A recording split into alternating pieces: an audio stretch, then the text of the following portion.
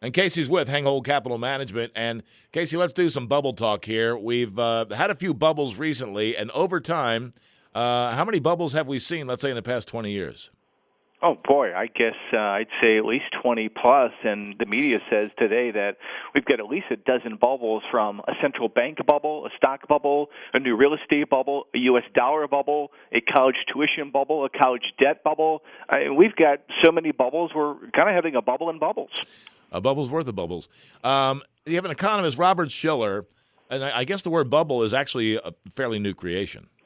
Yeah, this wasn't a term that was around 25 years ago. At least this is what Robert Shiller said, and he's a Yale economist. He's a pretty bright guy, and he talks about bubbles, and it's really difficult to spot a bubble.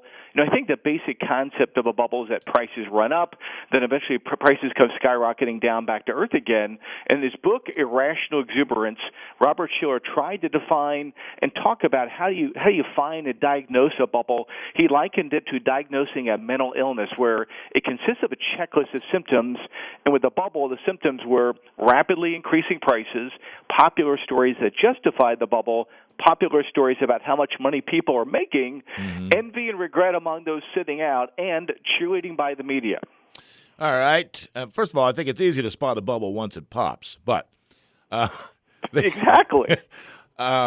We don't have all of those criteria in place right now. No, and it's always hard, as you said. You can always see it after the fact, and I don't think you really see that criteria today. In fact, actually, more people, I think, are bearish about the stock market, which is a good thing.